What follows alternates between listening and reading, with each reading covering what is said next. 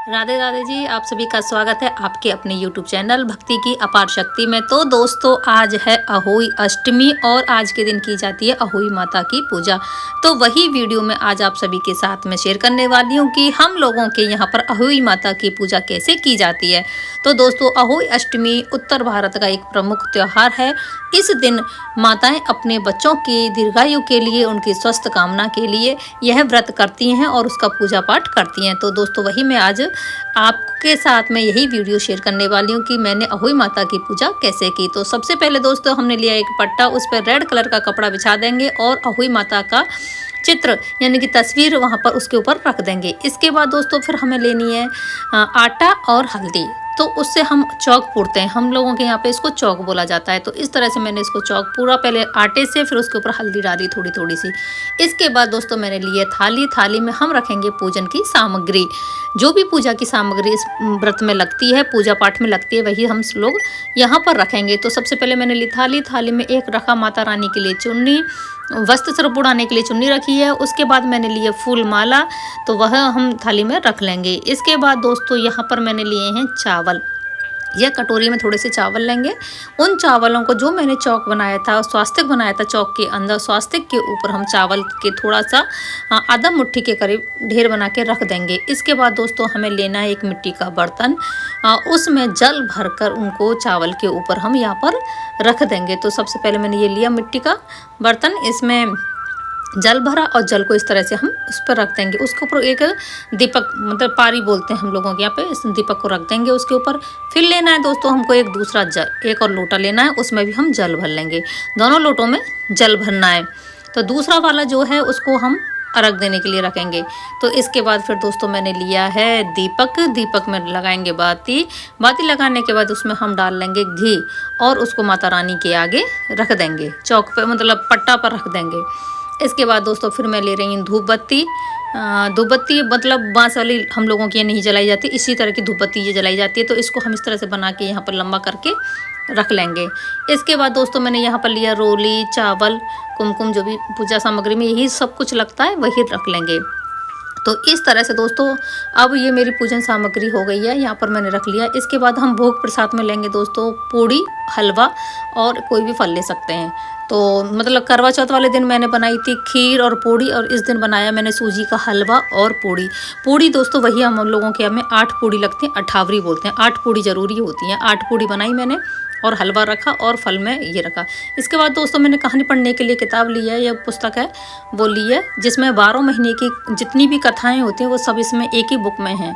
तो ये किताब मैं अपने पास रखती हूँ। इसके बाद दोस्तों मैंने एक कटोरी में और हलवा लिया है बच्चों के लिए। इसके बाद के लिए कलावा।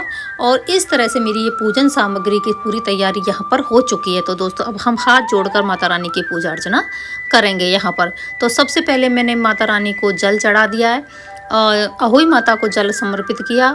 और जितने भी देवी देवता यहाँ पर बने हुए हैं, मतलब तस्वीर में गणेश जी हैं, शिव जी हैं, विष्णु भगवान है, माता लक्ष्मी जी हैं, सूरज, चंद्रमा, तारे, सभी मतलब एक ही तस्वीर में सब कुछ बने हुए हैं। तो उनको सबको जल समर्पित करेंगे। इसके बाद हम रोली चावल चढ़ाएंगे माता रानी को। तो रोली चावल चढ़ाने के बाद दोस्तों मैंने यहाँ पर अपने भी टीका किया। इसके बाद दोस्तों मैं यहाँ पे चावल चढ़ा रही हूँ, पहले रोली चढ़ाई थी, उसके बाद मैंने चावल चढ़ा दिए माता रानी को। सभी को चढ़ाने हैं, जो भी तस्वीर में हैं, गणेश जी हैं, माता लक्ष्मी है, सभी को हम चावल समर्पित करेंगे। इस तरह से मैं कर रही हूँ दोस्तों। फिर इसके बाद हम यहाँ पर माता रानी को चुन्नी समर्पित करेंगे, चुन्नी चढ़ा देंगे माता रानी के ऊपर। तो यहाँ पर मैंने चुन्नी चढ़ा दी है, तो चुन्नी को इस तरह से लगा देंगे दोस्तों। ये इस तरह से हम लोगों की यहाँ पर पूजा की जाती है। और इसके बाद हम चढ़ाएंगे फिर फूल माला माता रानी को। तो मैं यहाँ पर ये फूल माला जो है चढ़ा देती हूँ। ये थोड़ी बड़ी थी लेकिन फिर भी मैंने इसको है ना सेट करके चढ़ा दिया माता रानी को। थोड़ी बड़ी माला आ गई थी पर कोई दिक्कत नहीं, फिर लेकिन उस तरह से मैंने इसको चढ़ा दिया यहाँ पर। अब दोस्तों हम जलाएंगे अपना यहाँ पर दीपक। तो मैं यहाँ पर ये दिया जला रही हूँ। पहले फूल, रेड कलर का फूल भी था एक, तो वो भी चढ़ा दिया। जो भी हो आपके पास भाव से वही चढ़ा सकते हैं। इसके बाद दोस्तों फिर यहाँ पर दीपक जलाया मैंने। दीपक जलाने के बाद धूप बत्ती जलाएंगे और माता रानी के धूप दीप से खूब अच्छे मन से यहाँ पर पूजा करेंगे। तो दोस्तों यहाँ पर माता रानी की मेरी पूजा हो गई। उसके बाद दोस्तों जो मैंने यहाँ एक और मिट्टी के बर्तन में जो जल भर के रखा था, उसकी भी हमें यहाँ पूजा करनी है।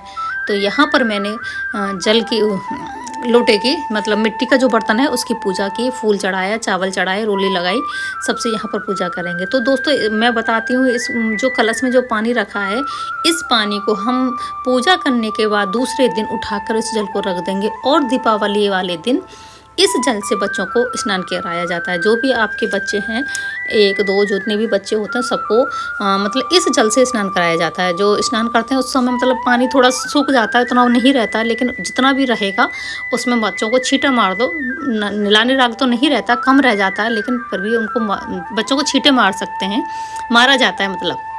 तो इसके बाद मैंने सेब चढ़ाया, फल चढ़ा दिया है माता रानी को, और हाथ में दोस्तों हम 7 दाने चावल के लेकर कहता सुनाएंगे। तो दाने जो होते हैं चावल के वो टूटे फूटे नहीं होने चाहिए, साबुत होने चाहिए। और आप चावल भी ले सकते हो, गेहूं के दाने ले सकते हो, कुछ भी ले सकते हो। कहानी सुनने के लिए 7 दाने लिए जाते हैं, चावल या गेहूं के। तो इस तरह से मैंने 7 चावल के लेकर दोस्तों कथा पढ़ी। अपनी कथा पढ़ने के बाद जो चावल हैं वो तस्वीर के ऊपर ही समर्पित कर देंगे। तो अहोई माता की कथा कही और उसके बाद फिर मैंने गणेश जी की कथा कही। दोनों कथा सुनने के बाद दोस्तों फिर अब मैं यहाँ पर लगा रही हूँ भोग। तो जो पूड़ी और हलवा बनाया था उसी का हम यहाँ पर भोग लगाएंगे। तो इस तरह से सभी जो देवी देवताओं को भोग समर्पित करेंगे दोस्तों। और दोस्तों एक बात और है, अहोई माता के व्रत में चांदी की स्याऊ बनाई जाती हैं। चांदी के जो दाने होते हैं उसकी एक माला बनाई जाती है, उसकी हम पूजा करते हैं। तो दोस्तों वो मैंने शुरू से कभी नहीं बनाई थी।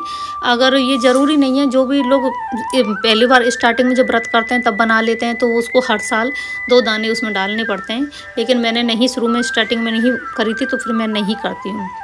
तो इस तरह से वो पूजा मेरी होने के बाद, भोग प्रसाद लगाने के बाद दोस्तों फिर मैंने अपने बच्चों का तिलक किया। यहाँ पर मैं अपने छोटे वाले बेटे का तिलक किया सबसे पहले, और उसको कलावा बांधा। फिर मैंने अपने यहाँ बड़े वाले बेटे को तिलक किया, उसको भी कलावा बांधा, उनका मुँह मीठा करवाया। मीठा मैंने कटोरी में जो अलग से हलवा लिया था वो इन्हीं के लिए लिया था मैंने दोस्तों। तो यहाँ पर मैंने दोनों को मुंह मीठा करवाया, उनके तिलक किया, रोली चावल लगाई और कलावा बांधा। इस तरह से ये मेरी पूजा आज की हो गई दोस्तों। यहाँ पर बच्चों के तिलक करने के बाद दोस्तों फिर अब यहाँ पर मैं करूँगी माता रानी की आरती। तो आरती वही दोस्तों फिर मैंने फ़ोन में चला कर रख ली है पास में, और अहोई माता की यहाँ पर फिर मैंने अच्छे से आरती की। आरती करने के बाद हम अपना धूप दीप माता रानी को दिखाएंगे और उनसे क्षमा याचना करेंगे। माँ जो भी गलती हुई हो हमें क्षमा करना, और हमारे बच्चों को हमेशा स्वस्थ रखना, दीर्घायु देना माता रानी, उनकी खुशियाँ हमेशा बनाए रखना। तो दोस्तों अब हो गया था समय 6:30 से 6:45 के लगभग का समय हो रहा है और तारे निकल आए। तो दोस्तों कहीं कहीं पर इस व्रत में चंद्रमा को अर्घ दिया जाता है, लेकिन हम लोगों के यहाँ पर तारों को अर्घ दिया जाता है। तो तारे 6:30 से 6:45 बजे के बीच में निकले आते हैं। देखो मैं आपको दिखाती हूँ कितना सुंदर सा तारा चमक रहा है। तो इसी को हम यहाँ पर अर्घ देंगे। तो दोस्तों इस तरह से आज की मेरी अहोई माता की पूजा यहाँ पर संपन्न हुई। माता रानी सभी के बच्चों पर अपनी कृपा दृष्टि बनाए रखें। तो दोस्तों आप सभी को हमारी यह वीडियो कैसे लगी? अगर वीडियो पसंद आए तो लाइक शेयर सब्सक्राइब जरूर कीजिएगा, और मिलते हैं फिर दोस्तों आगे के नए ब्लॉग में। तब तक के लिए सुप्रभात, राधे राधे, जय श्री कृष्णा, जय अहोई माता।